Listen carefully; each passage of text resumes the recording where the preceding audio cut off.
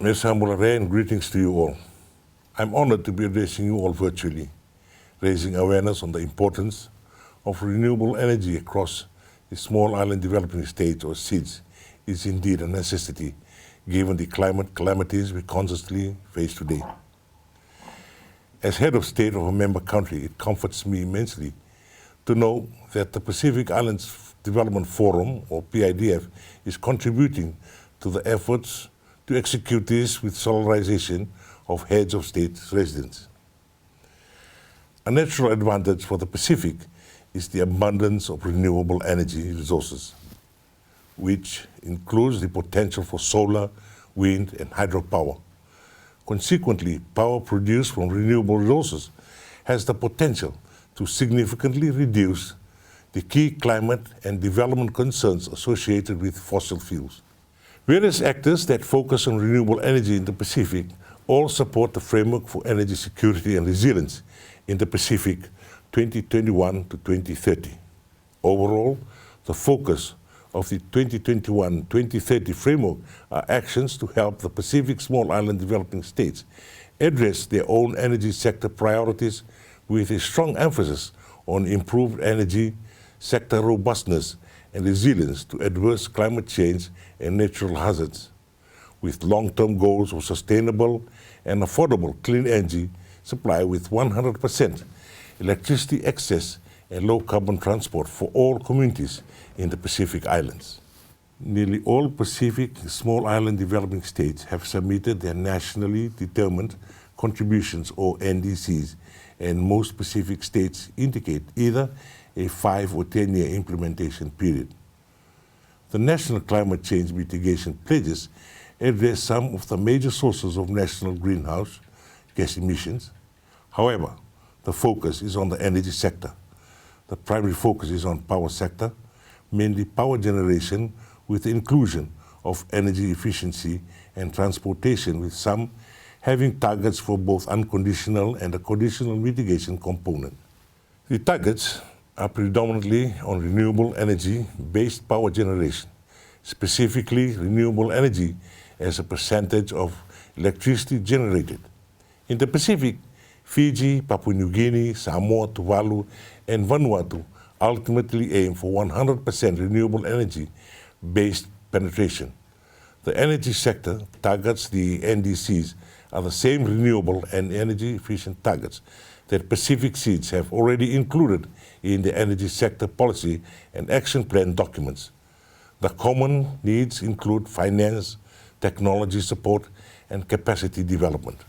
To achieve their goals, many Pacific SIDS adopted off-grid solar energy solutions, such as standalone solar home systems and their microgrids, as they have abundant solar energy resources, but face the difficulty of extending the electricity grids to thousands of scattered islands.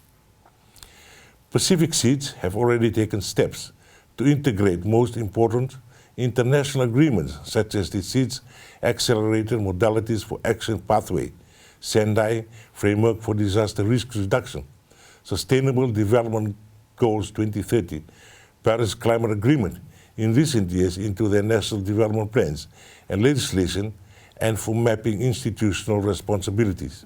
The SDGs and the Paris Agreement both emphasized on a shared insight into the issues and challenges that would arise as countries strive for a more balanced pattern of growth that is strong, socially inclusive, and environmentally stable. The Pacific has recognized the need to contribute to international climate change efforts, while addressing as well as the impact of climate change within the region itself. The framework for resilient development in the Pacific was adopted in September 2016 with 3 main goals: a strengthened integrated adaptation and risk reduction to enhance resilience to climate change and disaster, low carbon development, and strengthen disaster preparedness, response, and recovery. Although Pacific SIDS do not emit large quantities of carbon dioxide themselves, all Pacific SIDS are progressing with a rollout of renewable energy, and the Pacific region is an assistant for priority for development partners. The focus on mitigation through increased renewable energy feeding grids is apparent in the NDCs submitted by Pacific Seeds to the United Nations Framework Convention on Climate Change, or UNFCCC. The innovative use of renewable energy technologies can create resilience for individuals, households, and communities against the effects of climate change.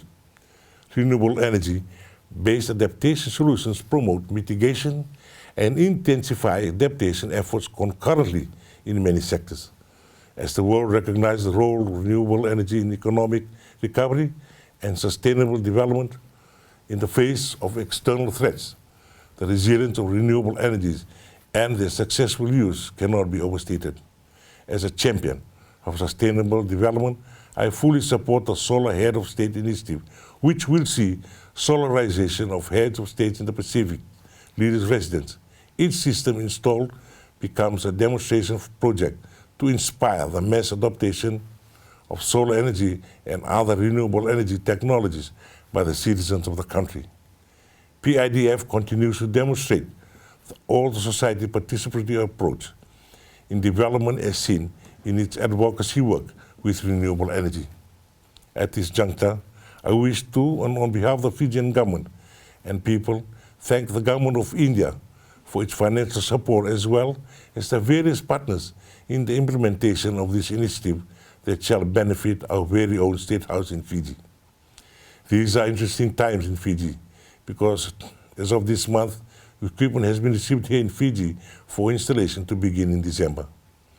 There are many challenges to building renewable energy in Pacific Seeds.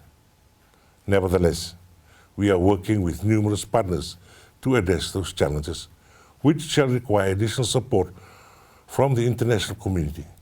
In order to reduce persistent vulnerabilities and build resilience, there is a need for a development pathway that results in improved human well-being and social equity, while significantly reducing environmental damage. With that said, I wish the solarization of Pacific Heads of State Residence project and COP27 much success. May the Almighty bless us all. Thank you and Vinaka Pakalevu.